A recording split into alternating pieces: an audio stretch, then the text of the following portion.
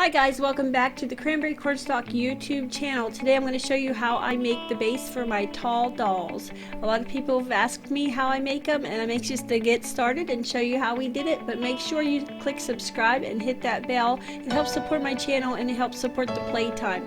We are on Facebook and Etsy, so please look us up, and thank you again for stopping back at the Cranberry Cornstalk YouTube channel.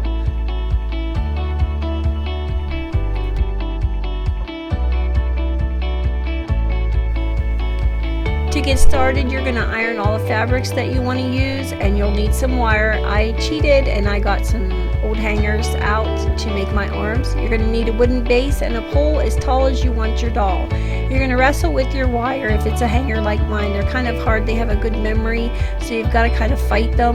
But you want to find the center of your wire, and you're going to bend it and crimp it until you can find the center, match the ends up, and just keep working with it until you crimp really tight into where the center is found on your wire, and that will help you when you're trying to wrap it around your wooden post to retain the memory of staying on your pole and not sliding around.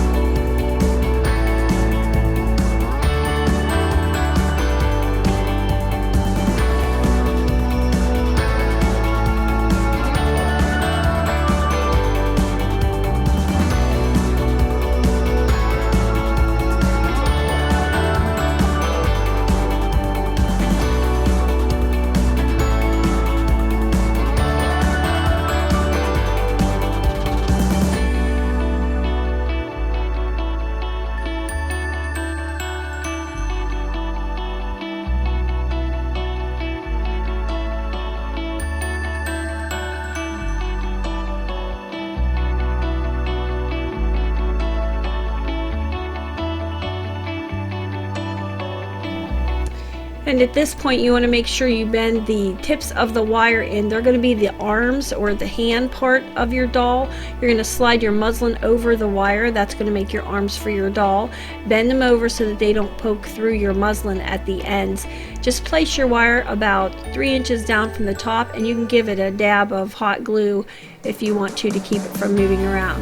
The next thing I did was I usually leave mine stained for the primitive look, but since this was a Halloween doll and it was a witch, I decided to go ahead and paint her black just to be a little bit different.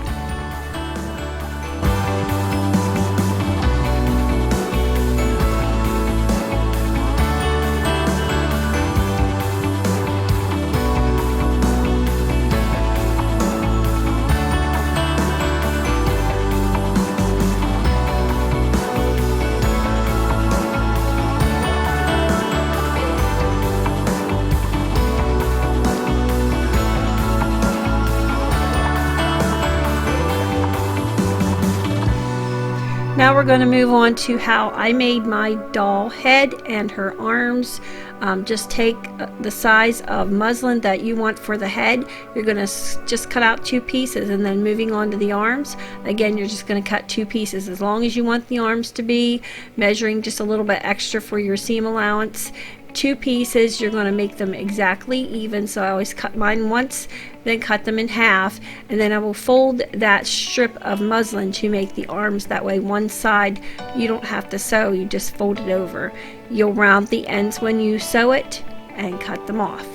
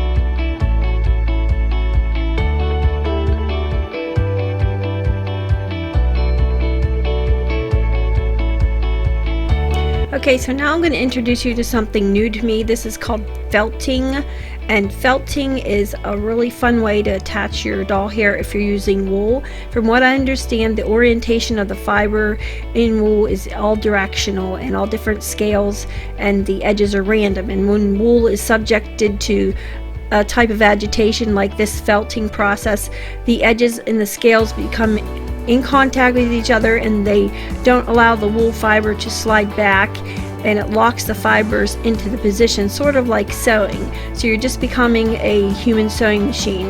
It is not just one or two fibers that lock together, but like hundreds of fibers come to contact with each other and lock into whatever position you're putting it in. It causes the wool to felt, and it takes a special needle. It's a felting needle that you can order. I got mine online, and all you do is just keep jabbing the wool into the fabric, and the barbs are going one direction, and the needle is stabbed into the wool, and the barbs pull the wool in, but it doesn't pull it back out again, and it causes the wool fibers to tangle, and it locks those scales back together, and it's felted. I found it a really nice way and a quick way to get my wool hair to stay on my dolls.